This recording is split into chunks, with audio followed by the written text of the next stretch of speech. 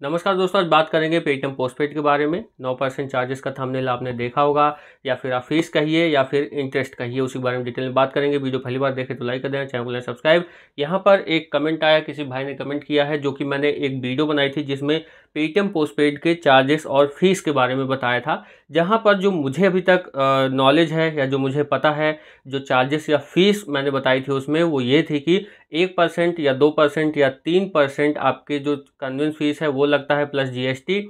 और उसके बाद जो इंटरेस्ट है उस अमाउंट का, जो भी आप पेटीएम पोस्टपेड की क्रेडिट लिमिट यूज़ करेंगे उसका, तो उसका कोई भी इंटरेस्ट वगैरह आपसे नहीं लिया जाता। सिर्फ कन्वेंस फीस ली जाती है, 1%, 2% और 3% प्लस जीएसटी। वो केस अलग है कि अगर आप कन्वर्ट इनटू ईएमआई करते हैं तो उस पर जो चार्जेस लगते हैं शायद 3% पर मंथ ऐसा लगता है, जो मुझे याद है। बाकी ऊपर नीचे ये परसेंटेज हो सकता है। लेकिन एक भाई ने जो कमेंट किया है यहाँ पर, उनका ये कहना है कि सर मेरा तो 9% इंटरेस्ट ले रहा है।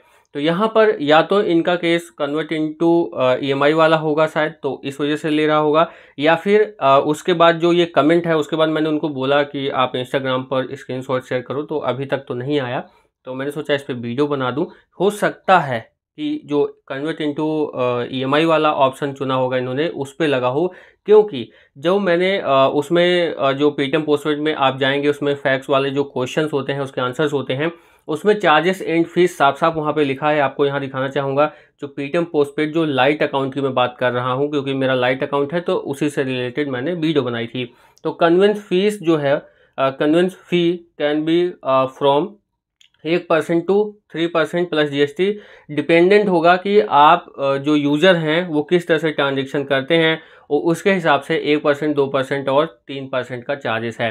तो 9% जो इंटरेस्ट की बात कही गई है, मुझे यहाँ पर लगता है कि जो 9% चार्जेस है वो कन्वर्ट इनटू ईएमआई होगा। क्योंकि 9% तो कहीं पर भी उनके टर्म एंड कंडीशन या फिर कहीं पर मैंने नहीं देखा है, और ना ही मैंने अभी तक जो चार्जेस या फीस कह लीजिए वो दिया है 9%।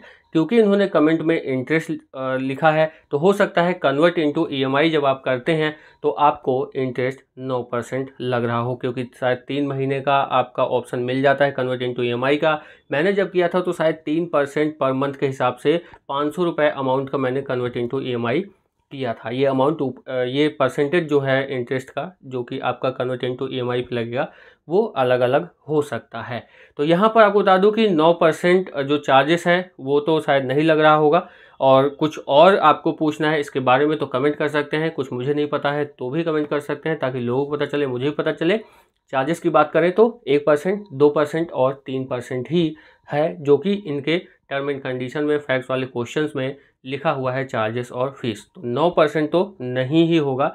उस केस में हो सकता है कन्वर्ट इनटू ईएमआई आपने किया हो, 3% के हिसाब से आपने 3 महीने का किया होगा, तो आपने कैलकुलेट किया होगा 9%, मेरे हिसाब से जो लगता है। बाकी अगर आप तक वीडियो पहुंच रही है, जिन भाई ने कमेंट किया था, तो वो इंस्टाग्राम पे अपना स्क्रीनशॉट जरूर शेयर करें ताकि क्लियर हो सके। इस वीडियो में इतना ही। चैनल को लाइक शेयर सब्सक्राइब कर देना। नमस्कार।